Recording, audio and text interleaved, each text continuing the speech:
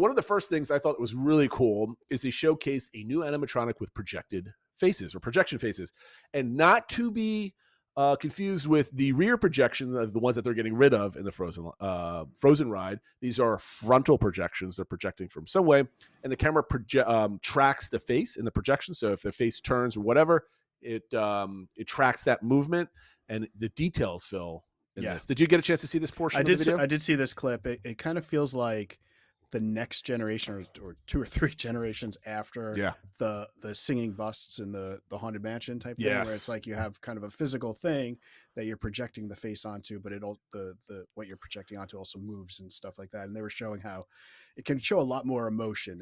I think it pointed out that it was like crying or blushing and all sorts of things like that. So kind of, if you, I guess it's mirroring like the singing bus with like what they do on the castle for happily ever after and stuff like that, and kind of putting those types of things together and just getting a lot more. It'll be interesting to see how they use it in practicality. Um, Now, my question for you, Phil, is: would you like to see more of these in the park versus like your standard, like the most advanced? I guess animatronic was like the Tiana ones that are in there. Mm-hmm. Like, would you have a preference on which ones you see? Would this impress you enough where like this is the way to go in the future? I mean, I'm kind of open to trying new things out, although I do also want to see them maybe spend some time perfecting what we already have. So it's like, it's great you're building these new things, but like maybe get the things that are currently working optimally.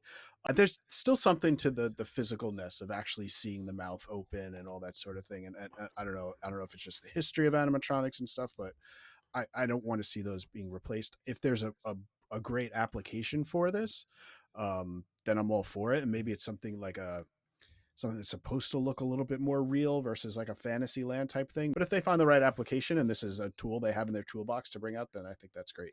But if this was cheaper than like a normal animatronic or more reliable, and you could put more of them in a ride, like let's go. Yeah, well, That that's route, one thing I right? thought, like to your point, if it was a little cheaper and reliable, maybe some places where they're having screens now, they could replace with this.